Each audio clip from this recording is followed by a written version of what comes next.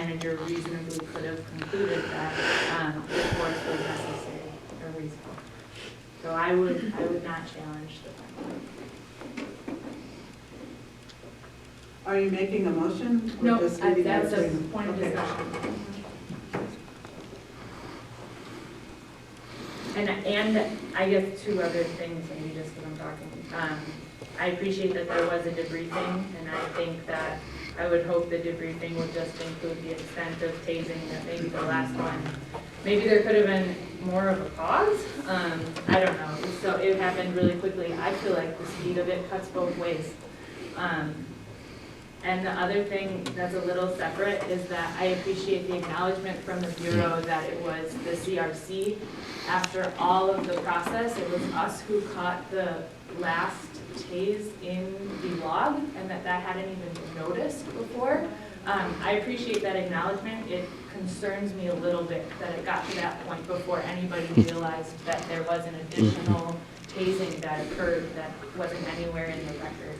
So I'm glad that it was acknowledged and that we are talking about it and that it's been dealt with in training.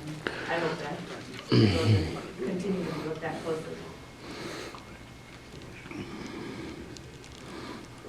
Okay, folks, it's 8:30.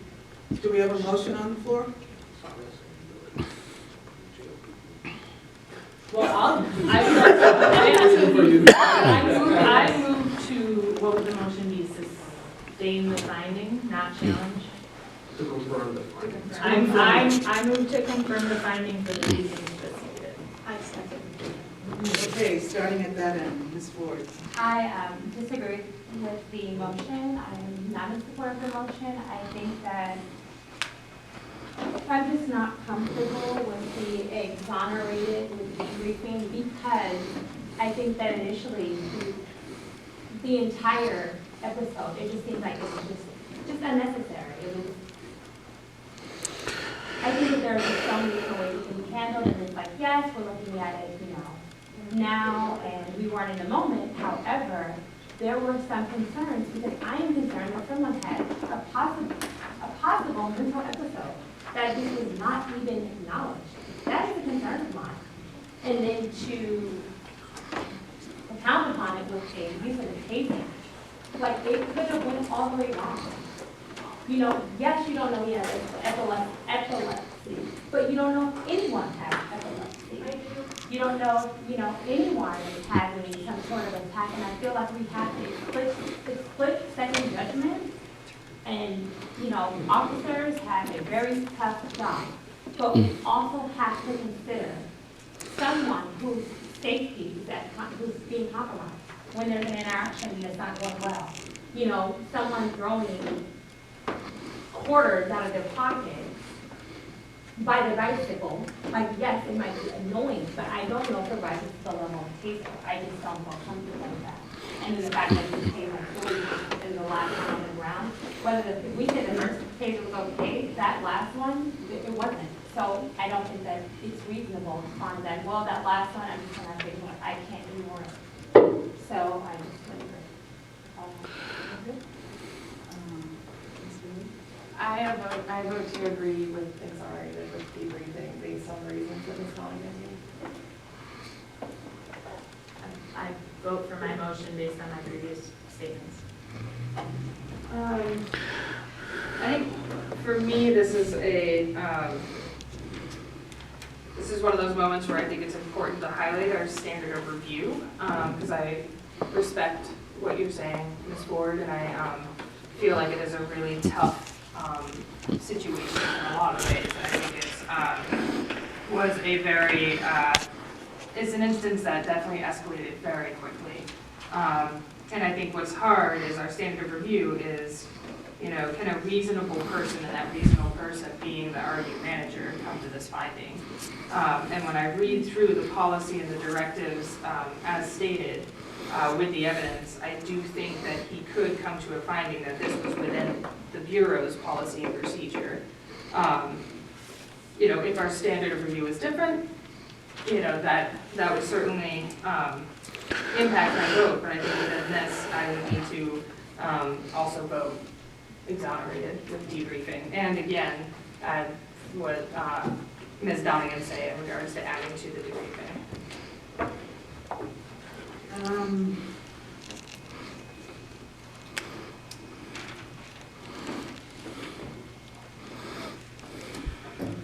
I'm gonna vote yes, and both in the debriefing and maybe later when we talk about policy recommendations or comments. There's some other things I might add to that, but for the reasons that have already been stated, I'll say yes.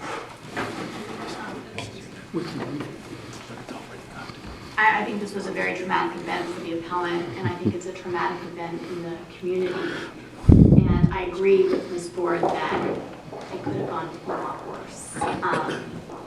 However, I do feel that we live in a world where a police officer can reasonably feel threatened in a situation, and that training takes that into account, and that it makes sense to me that that you uphold our standard here and to agree with the finding of exoneration. I also agree with the finding of exonerated with debriefing. My concern is with the accidental discharge of taser. When someone's flailing around, I feel like the odds of that happening are going to increase. And so it might just be worthy of discussion in regards to training that if that's going to occur, that accidental discharge, that how it, circumstances on how that might occur might be a valuable discussion in training. Well, although I agree with some of the comments that Ms. Ford has said, it's going to be a yes to confirm the findings on this allegation. And I also would like to add that there needs to be a full analysis that an accidental triggering the cases. So, and can you also please share with us so we have the full knowledge of what's going on? Okay, so on this second allegation, 7 members of CRC voted to confirm the finding of exonerated with debriefing, and there was 1 against.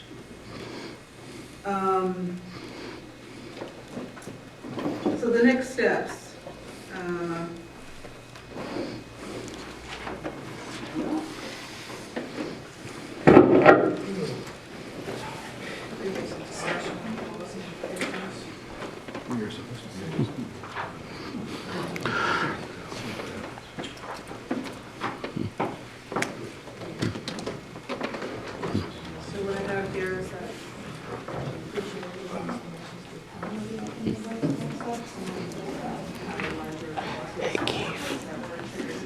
Okay, so based on the vote, the committee is voting to agree with the commanding officer's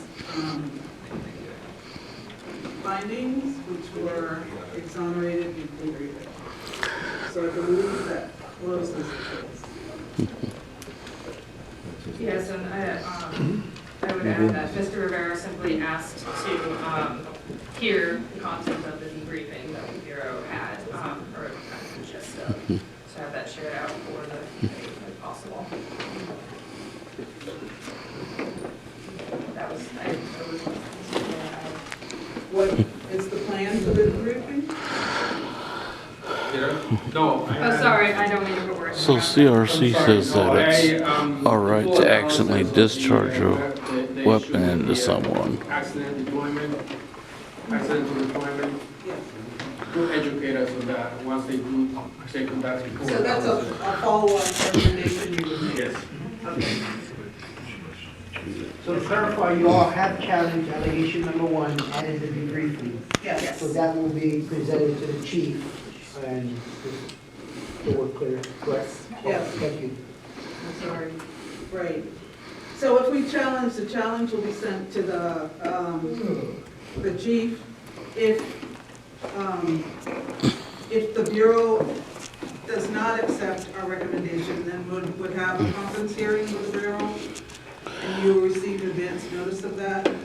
If we agree at the hearing with the Bureau, then you place case will be closed. So on the first one where we challenged it, that's what we're on. Okay, are there any more general comments that we wish to add as recommendations to be looked at?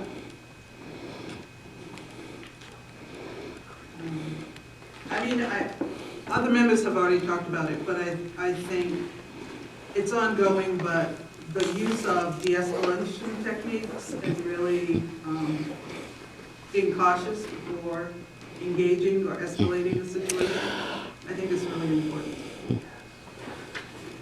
So, that's the conclusion of the appeal. We will now have Opportunity for us to kind of discuss. So, okay, sorry. So now there's an opportunity, and I am saying this simply because there's a statement that I think is worth making that Ms. Downing wrote to me, and I agree. So at the end of the appeal, there's kind of a discussion of what comes out of this appeal, so almost like a meta discussion on what's happening. And one of the things that Mr. Young brought up a couple of appeals ago, that also Ms. Downing just cited again, is many of these cases come down to the standard of review of which we have to reflect on and be held to. And so in the past, the committee has done a symbolic vote, if you will, in regards to what they would believe that the standard of review was different. So if it was more of a like totalness of the evidence as opposed to a reasonable person's standard of review. And so I offer that up not to say that we do one tonight per se unless people want to, but to simply say that is an opportunity to kind of demonstrate the process and what we are kind of conveyed to have to handle within that. And so the impacts of that process on how we operate our meetings. So